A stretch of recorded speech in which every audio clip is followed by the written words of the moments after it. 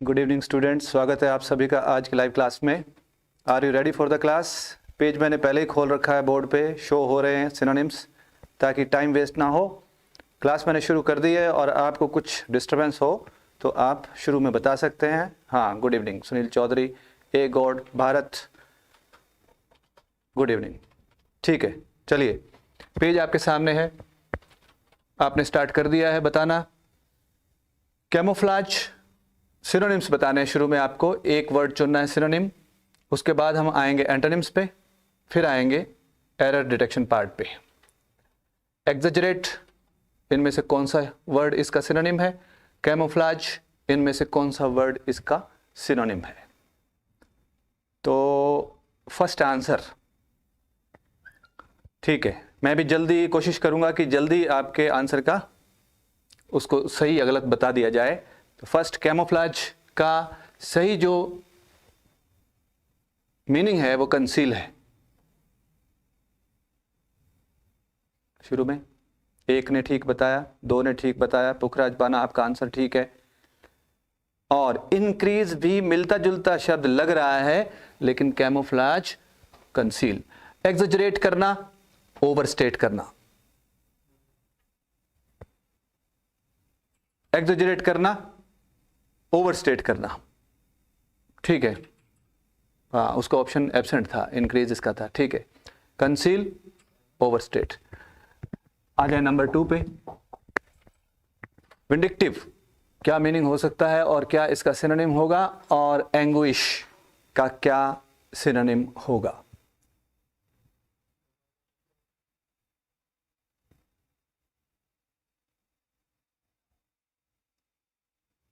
Vindictive,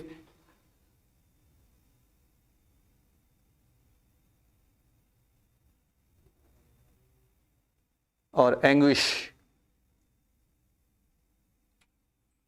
दो answers right आए हैं।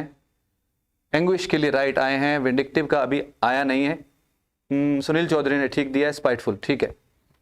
विंडिक्टिव के लिए होगा स्पाइटफुल,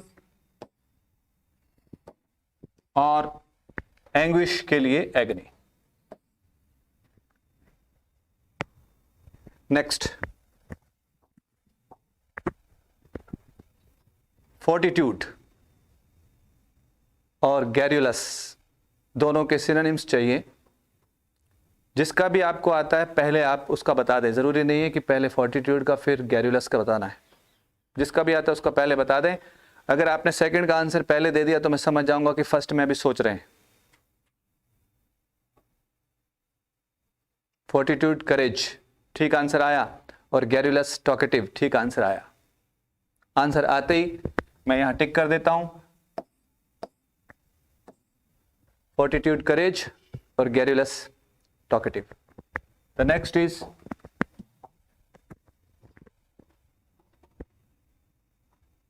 गुड, सही आंसर्स हैं आपके, करेज और टॉकेटिव दोनों आंसर्स ठीक दिए गए हैं। एमनेस्टी क्या होना चाहिए सिनोनिम, और सिएस्टा?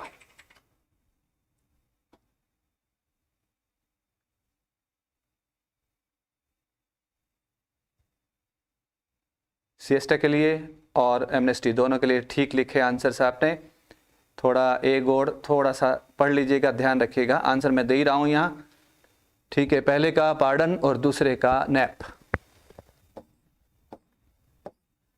ये होने चाहिए। सिएस्टा जो दोपहर को थोड़ी देर के लिए नींद लेते हैं हम, जबकि नैप कहते हैं उसको, ये आंसर है। एमनेस्टी पार्डन आप जानते हैं, माफ करना, माफी के लिए यूज होता है, ठीक है। सॉलिटरी और नेबुलस दोनों के सिनोनिम्स दो दो ऑप्शंस दिए हुए हैं। जल्दी से आपको एक चुनना है। देखते ही आंसर तो आपको पता चल जाता है, कंफ्यूजन होता है वो भी पता चल जाता है, इसलिए हम यहां देर नहीं लगा रहे हैं। पारस ने आंसर ठीक दिया, दीपिका आंसर ठीक दिया। सॉलिटरी का आंसर आ गया है लोनली, और नेबुलस का आंसर वेग भारत ने दिया, ठीक है। आंसर आते ही सॉलिटरी लोनली होता है, नेबुलस वेग अस्पष्ट। वेग का जो मीनिंग होता है वो अस्पष्ट होता है, और सॉलिटरी का मतलब होता है अकेला, लोनली। नेक्स्ट, वोकेबलरी काफ़ी डाली गई है आज, क्योंकि हम एरर डिटेक्शन पार्ट काफ़ी कर चुके हैं। और वोकेबलरी में कोशिश मेरी ये है कि ज़्यादा से ज़्यादा वर्ड्स वही हैं जो पिछले एग्जामिनेशंस में आए हुए हैं, उन्हीं को मैंने रिपीट किया है, ताकि कोई भी 2-3 वर्ड्स अगर बीच में फंस गए पेपर में तो हमारा पर्पस सॉल्व हो रहा है। प्रैग्मेटिक आंसर आ गया, पारस ने दिया। प्रैग्मेटिक भारत ने भी ठीक दिया, पारस ने सही आंसर। पहला प्रैक्टिकल, सुनील सही आंसर। प्रैक्टिकल और विवेशियस एनर्जेटिक होता है।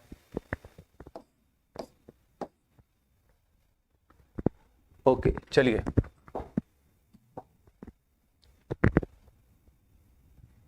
क्लैंडस्टीन के लिए 2 वर्ड्स हैं, सिनोनिम चुनिए। और टिमिड के लिए 2 वर्ड्स हैं, टेस्टलेस एंड एप्रीहेंसिव। क्लैंडस्टीन के लिए सीक्रेट और ओपन, टिमिड के लिए टेस्टलेस और एप्रीहेंसिव, दोनों में से एक।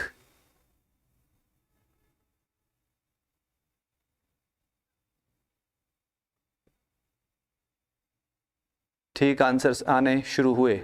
सुनील, हरमन और भारत ने दूसरे का आंसर ठीक दिया है। ठीक है, सीक्रेट और एप्रीहेंसिव। क्लैंडस्टीन सीक्रेट सिनोनिम जा रहा है, और टिमिड का जो है वो एप्रीहेंसिव। एप्रीहेंशन होता है डर, फियर। ओके, चलिए आ गए हैं हम एंटोनिम्स पे। फर्स्ट पेज आपके सामने है। जेनिथ, शिखर,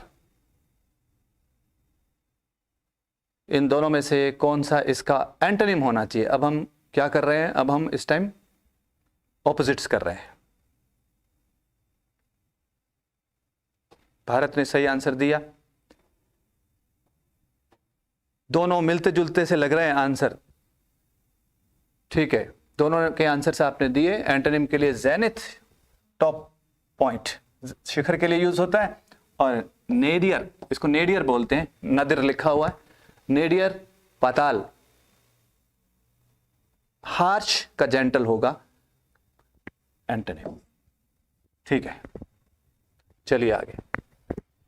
टाइम भी बचाएं, काम भी करें, दोनों बातें हो जाएं। फॉर्मर,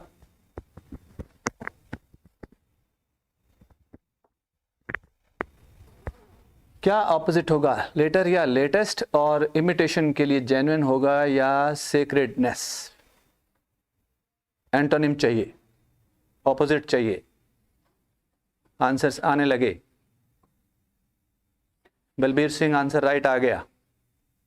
और इमिटेशन जेन्युइन, यहां भी कुछ स्टूडेंट्स के आंसर्स राइट है।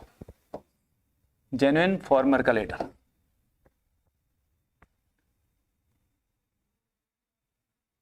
सेक्रेट का मतलब पवित्र होता है, सेक्रेटनेस पवित्रता होती है। कॉमेडी, ऑपोजिट क्या जाना चाहिए? सीरियस या ट्रेजेडी? और आइसोलेशन, ऑपोजिट क्या जाना चाहिए? सेक्लूजन या एसोसिएशन?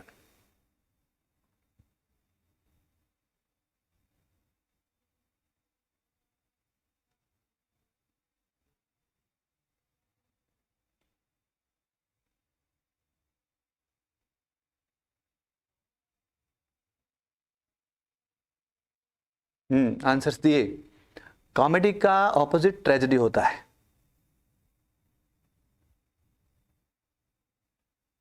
कॉमेडी का जो ऑपोजिट होगा वो ट्रेजेडी होगा, सीरियस नहीं। और आइसोलेशन का एसोसिएशन।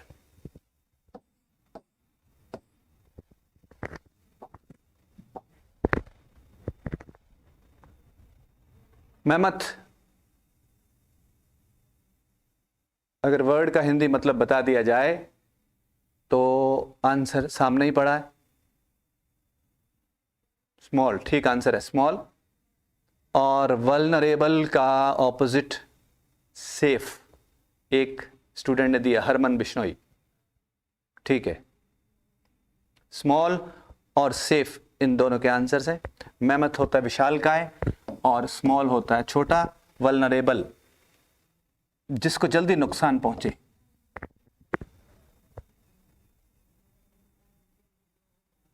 ठीक है, वल्नरेबल का ऑपोजिट चाहिए था सेफ।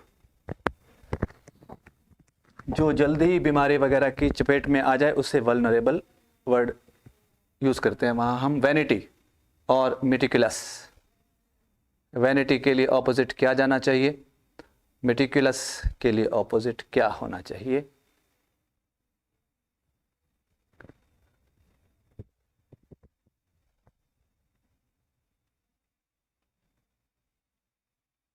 वैनिटी के लिए आंसर आया नहीं, बाकी के लिए आ गया। ठीक है, पारस ने ठीक आंसर दिया, ह्यूमिलिटी इसका आंसर है। ऑपोजिट वैनिटी का ह्यूमिलिटी है और मेटिकुलस का केयरलेस है। करेक्ट, वैनिटी का ह्यूमिलिटी है, मेटिकुलस का केयरलेस है। हो गए? हाँ, आ गए हम एरर डिटेक्शन। नहीं, अभी नहीं, एक स्लाइड अभी बाकी है। इसमें हमसे वन वर्ड पूछ लिया गया। Study of the origin and history of words के लिए दोनों में से कौन सा वर्ड चूज किया जाए? वन वर्ड सब्स्टिट्यूशन दीजिए। और the profession of writing dictionaries में कैलीग्राफी होता है या लेक्सिकोग्राफी होता है? ठीक है, दोनों आंसर्स राइट जा रहे हैं आपके। एटमोलॉजी फर्स्ट का, एटमोलॉजी और दूसरे का लेक्सिकोग्राफी। ठीक है, अब हम आए एरर डिटेक्शन पार्ट पे। कोशिश की है जल्दी पहुंचने की, पहुंच भी गए हैं। ज़्यादा वक्त देंगे नहीं हम, 40 मिनट से ज़्यादा कोशिश करेंगे क्लास आगे ना जाए। I am very thirsty so give me little water to drink. थोड़ा पानी दीजिए मुझे पीने के लिए।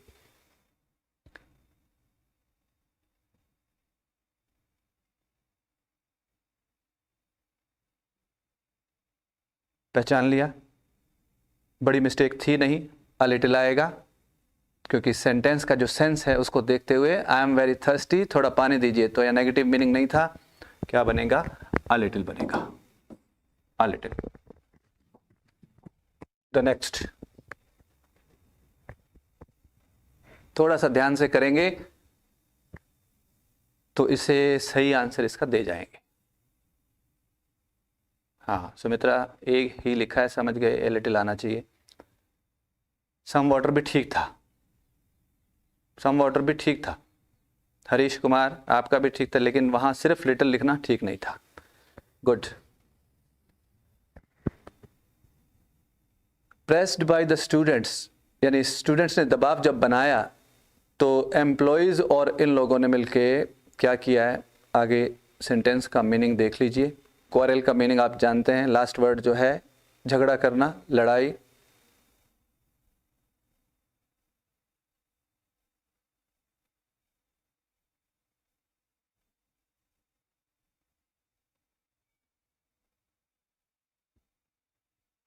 वेरी गुड, बलबीर, हरमन, सुनील चौधरी, यहां देवर आएगा, पहचान लिया, बहुत अच्छा। देवर होना चाहिए, ही वॉज की जगह। और स्टूडेंट्स ने देखा होगा जो अभी तक सोच रहे हैं, यहाँ आगे चल के लिखा है the employees as well as subject verb agreement में एज वेल एज से दो सब्जेक्ट्स जुड़ते हैं तो पहले सब्जेक्ट के अनुसार वर्ब आती है, इसलिए पहला एम्प्लॉयज था, प्लूरल था, तो देवर यहाँ होना चाहिए। नरेशन बनाया गया था, द इनडायरेक्ट में सेंटेंस को बनाया गया था। नेक्स्ट,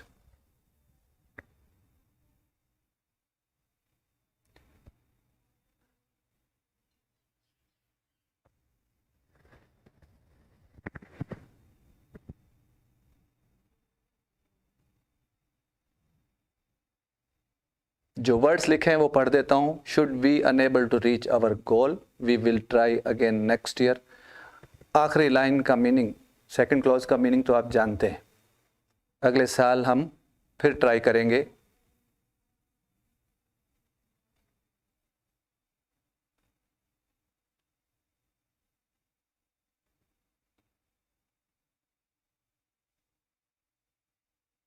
क्यों मुश्किल बैठ रहा है ये मुश्किल इसलिए बैठ रहा है, थोड़ा सा मुश्किल है, बड़ी बात तो नहीं है इसमें।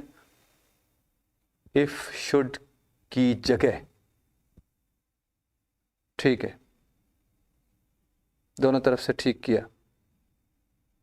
शुड की जगह एक चीज और भी है यहां कि शुड की जगह सॉरी, इफ़ की जगह जो जो वर्ड्स हम यूज़ करते हैं, जैसे अनलेस यूज़ करते हैं, इन केस यूज़ कर जाते हैं।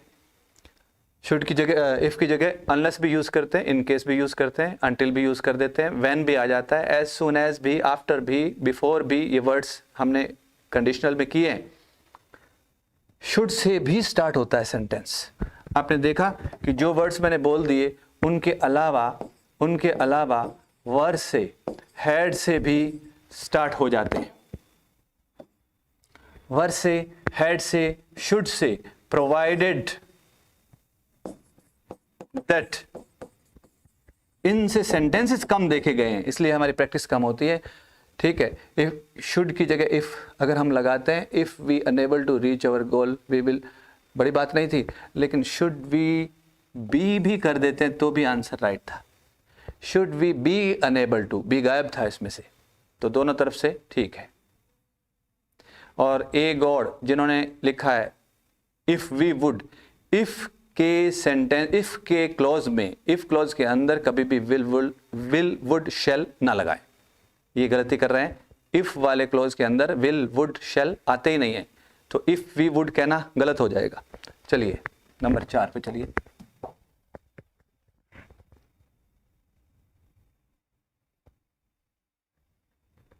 As and experience bring knowledge.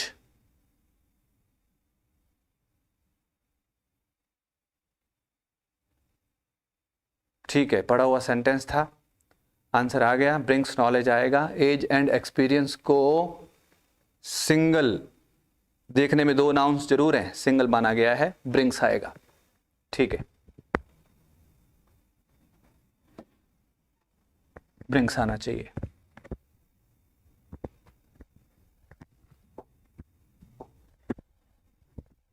Next sentence, I shall avail of this opportunity to meet you there.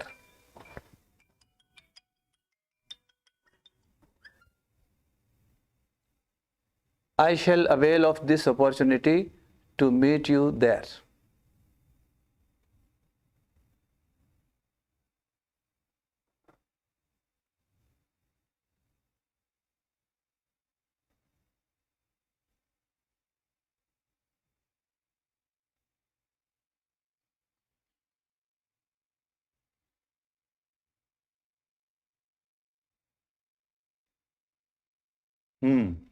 यहाँ ए गॉड ने आंसर राइट दिया है, अवेल के साथ हम ऑफ नहीं लगाते। बीपीएस ने भी आंसर राइट दिया है, ऑफ नहीं आएगा, अवेल के साथ ऑफ नहीं लगाया करते। आई शैल अवेल दिस अपॉर्चुनिटी, ठीक है, प्रेपोजिशन की बात थी।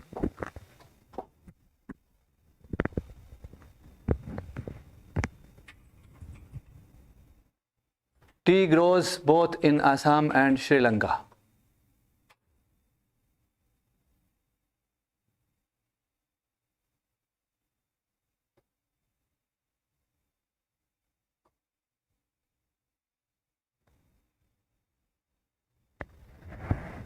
Tea grows both in Assam and Sri Lanka.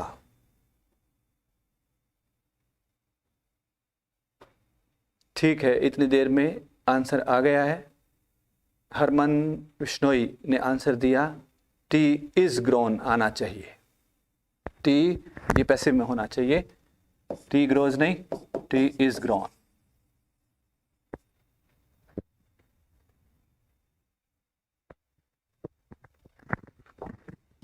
Next, हाँ ठीक है, आंसर राइट आ रहे हैं। नंबर 7, चौथी पांचवी बार इस तरह का सेंटेंस आ रहा है, of the two great cities the former is biggest.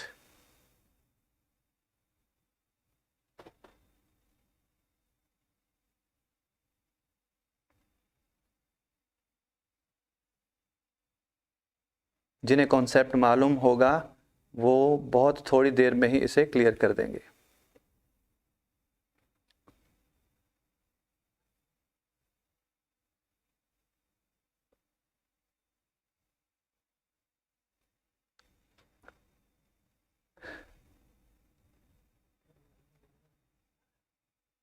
ठीक है हरमन, सॉरी क्यों लिखा आपने? ये तो मैं समझ नहीं पाया, किस बात पे सॉरी कह दी?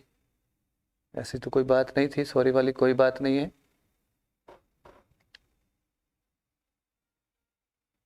बिगर आना चाहिए, बिगर आना तो चाहिए, लेकिन यहाँ अकेला बिगर लिखने से सेंटेंस राइट होगा नहीं।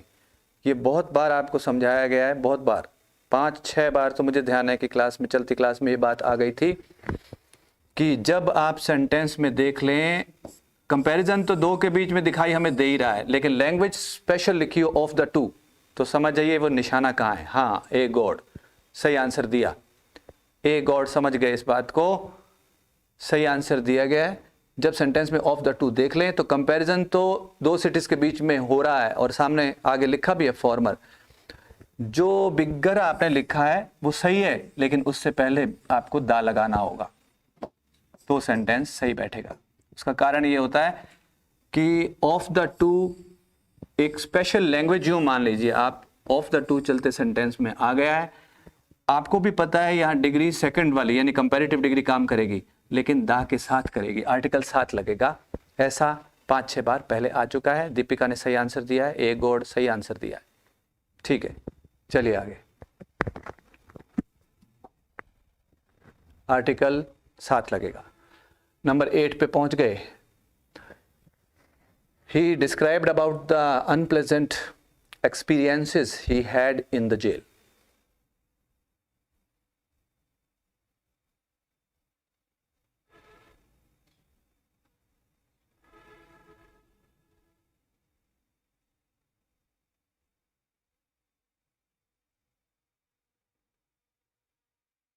सुनील चौधरी और भारत ने सही आंसर दिए। डिस्कस के साथ और डिस्क्राइब के साथ हम अबाउट वर्ड का यूज नहीं करते। सुनने में अच्छा जरूर लगता है कि शायद ऐसा ही होगा। डिस्कस अबाउट भी कह देते हैं हम, डिस्क्राइब अबाउट, डिस्कस अबाउट ना कहें। अकेला ही डिस्क्राइब्ड द अनप्लेजेंट एक्सपीरियंसेस होगा, और ये डिस्कस भी लिखा होता है तो साथ में अबाउट, कई बार इस तरह सेंटेंस एग्जाम में आया हुआ है, इसका ध्यान रखें। इनके साथ अबाउट वर्ड कोई भी वर्ड यूज नहीं होता। He described, he discussed, we discussed. ठीक है, नेक्स्ट 9 नंबर तक पहुंच गए हम। Good. He had no right to attend this meeting since he has not been invited for the same.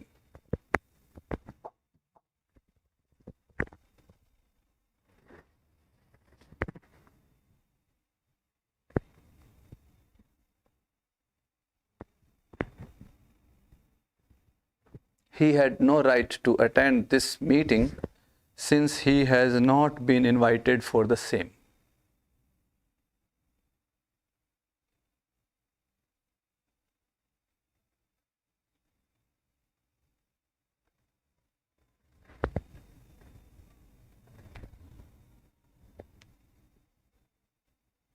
Four की जगह 2 आएगा, भारत लिखते हैं।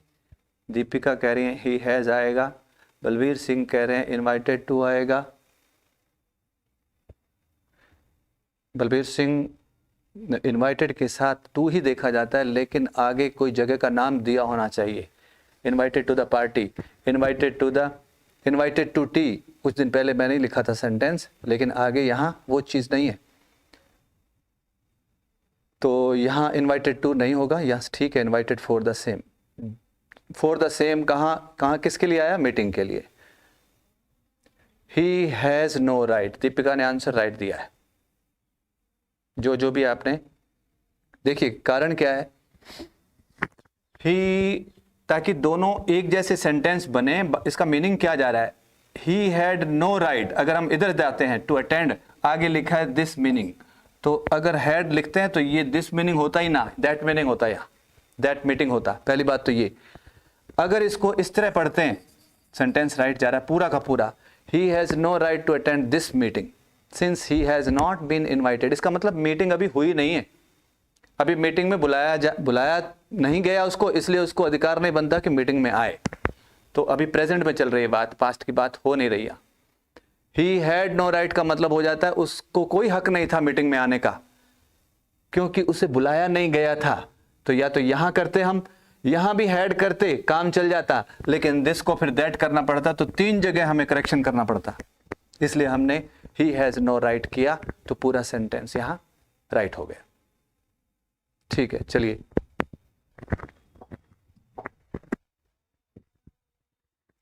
Late me tell you what happened last night. Will you?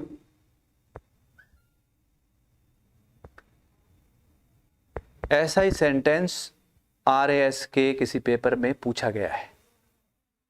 इसी तरह का सेंटेंस RAS के किसी पेपर में पूछा गया है।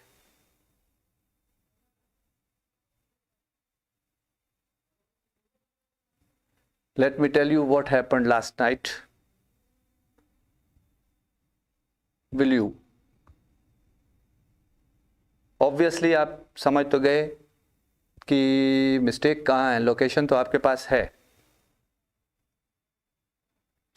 वेरी गुड, दीपिका आंसर आ गया।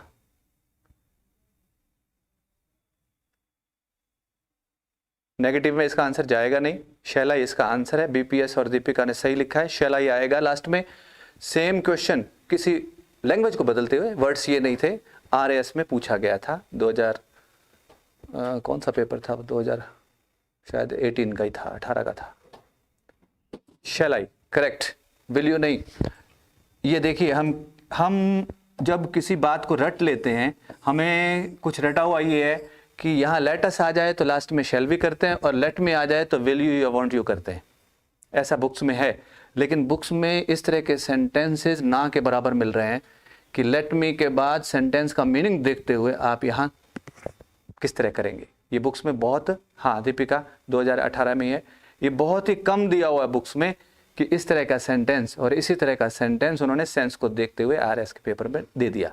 उनको मालूम था यहाँ स्टूडेंट्स ने रटी हुई बात की हुई होगी कि लेट मी होगा तो विल यू या वांट यू करो, और लेट अस होगा तो शैल भी करो, तो इसलिए यहाँ गड़बड़ थी, शैल आई।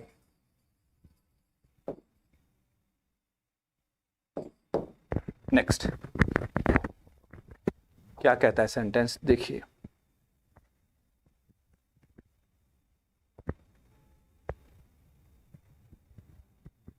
C.N. Chaudhary is one of the greatest judges who has ever lived.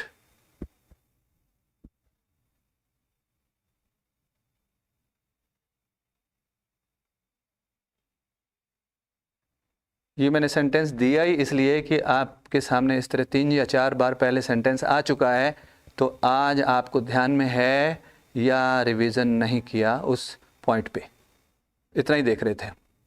आज ध्यान में है या रिवीजन नहीं कर पाए। सुनील चौधरी पहचान लिया, और पैरेलल किसी के आंसर्स आए नहीं अभी तक। ठीक है, इतनी देर में आपको पहचानना था, नहीं। सुनील चौधरी ने आंसर राइट दिया है। ये पहले 3 या 4 बार आपके बीच में ही कोई स्टूडेंट था, उसने कहा था ये एग्जाम के लिए इंपॉर्टेंट बनता है सर, हु हैव आएगा, ए God, Sunil Chaudhary answer right है। फिर से देख लीजिए, अगर जिसको नहीं पता चल रहा कि हैव कैसे आएगा, यहाँ हैज की जगह हैव क्यों होना चाहिए।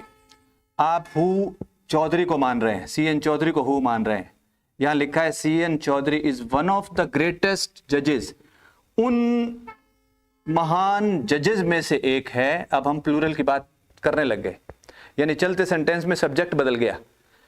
यहां सब्जेक्ट C.N. चौधरी है, उसके लिए वर्ब आ चुकी है, C.N. चौधरी के लिए वर्ब आ चुकी है, लेकिन जब हु किसको कहा जा रहा है, जजेस को। अपने पास बैठे वर्ड के लिए हु यूज होता है, यानी WH वर्ड यूज होते हैं। तो यहां जजेस की बात हो रही है, इस तरह के सेंटेंस के आने की उम्मीद होती है। हम समझते हैं ये इसी की बात हो रही, ठीक है, क्योंकि पहले समझाया गया तो शायद इशारा ही काफी। आपके कईयों के जवाब यहाँ राइट भी हैं, तो समझ गए। हु बोला गया जजेस को, तो जजेस के हिसाब से वर्ब आनी चाहिए। जजेस जो आगे चल के हैव आना चाहिए, ठीक है। इस तरह के सेंटेंसेस जरूर पढ़े होंगे, लेकिन एकदम ध्यान नहीं रहा आपको। The whole block of flats, including 10 shops, was destroyed in fire.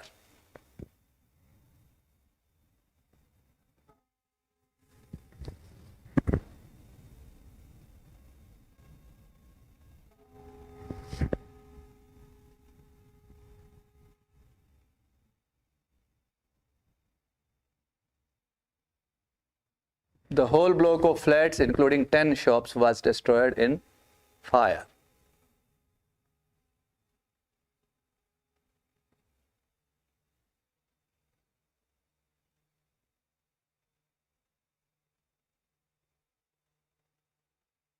हाँ जी, आंसर्स देने स्टार्ट कर दिए।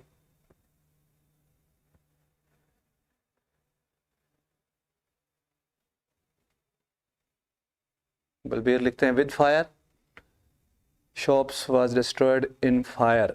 नहीं बलबीर, यहाँ प्रपोजिशन तो ठीक चल रही है। क्या कभी कभी ऐसा नहीं हो सकता कि सेंटेंस बोर्ड पर मैंने राइट लिख दिया हो? ए गॉड, क्या बात है, मेरी बात खत्म होने से पहले पहले ए गॉड ने आंसर दिया नो एरर। ये राइट सेंटेंस है। लेकिन आप भी शायद कई बार ऐसा सोचते हैं कि हम भी इतनी देर से बैठे हैं तो कुछ ना कुछ तो करके जाएंगे सेंटेंस के अंदर, है ना, कैसे कह दे राइट है। तो देखिए, इसके पीछे कॉन्सेप्ट आपको बिल्कुल क्लियर होना चाहिए, क्योंकि एग्जाम में ये बात चलेगी नहीं कि हम कुछ भी लिख दें, वॉज का वर कर दें, वर लिखा तो वॉज कर दें। चेक कीजिए एक बार। आपको मालूम है एज वेल एज से दो सब्जेक्ट्स जुड़े हों तो फर्स्ट सब्जेक्ट के हिसाब से वर्ब लगाते हैं। आपको ये भी मालूम है कि इसके साथ एज वेल एज से जुड़े हों, चाहे विद से जुड़े हों, चाहे अलोंग विद से जुड़े हों, और चाहे टुगेदर विद से जुड़े हों,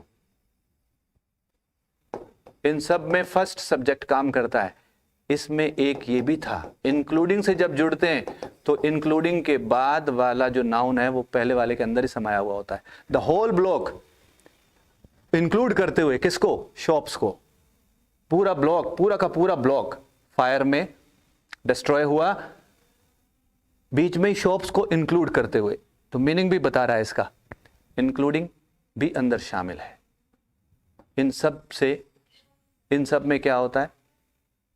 सब्जेक्ट फर्स्ट के अनुसार वर्ब लगती है। ठीक है, पहचान लिया आपने। बलबीर सिंह ने यस कर दिया, पढ़ा होगा कहीं। ठीक है, आगे चलिए।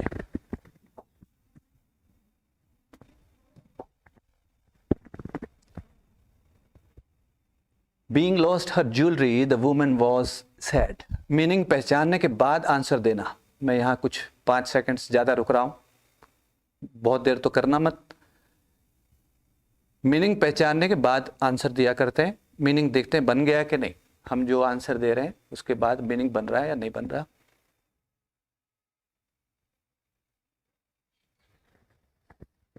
Being lost her jewelry, the woman was sad.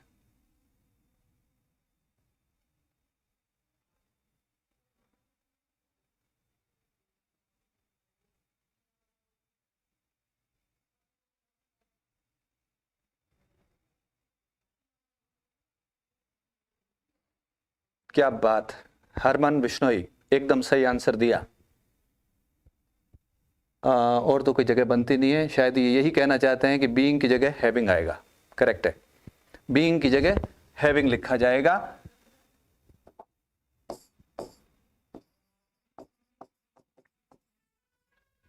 आपके पास वहां वक्त नहीं होगा, इसलिए मुझे नहीं लगता कि मैंने किसी टॉपिक में किसी भी तरह का कोई सेंटेंस छोड़ दिया हो जो नहीं करवाया हो। अपनी तरफ से मैंने पूरी कोशिश की है।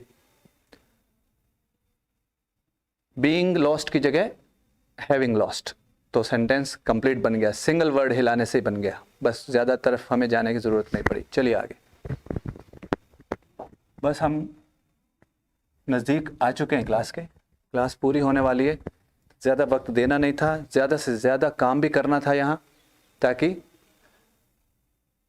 हमारा पर्पस जो है वो सॉल्व हो सके। He is one of those students who comes late regularly. अब मुझे नहीं लगता कोई आंसर गलत दे देगा। ठीक है, हाँ, अब सीख गए। थोड़ी देर पहले इसी तरह का सेंटेंस था, he is one of those. बात तो यहां ही की हो रही थी, अब पहचान लिया आपने। ही के लिए वर्ब आ चुकी है, आगे चल के बन गया हु कहा गया है स्टूडेंट्स को, प्लूरल है, इसलिए कम होगा, कम्स नहीं होगा। ठीक है, आंसर आपका राइट है।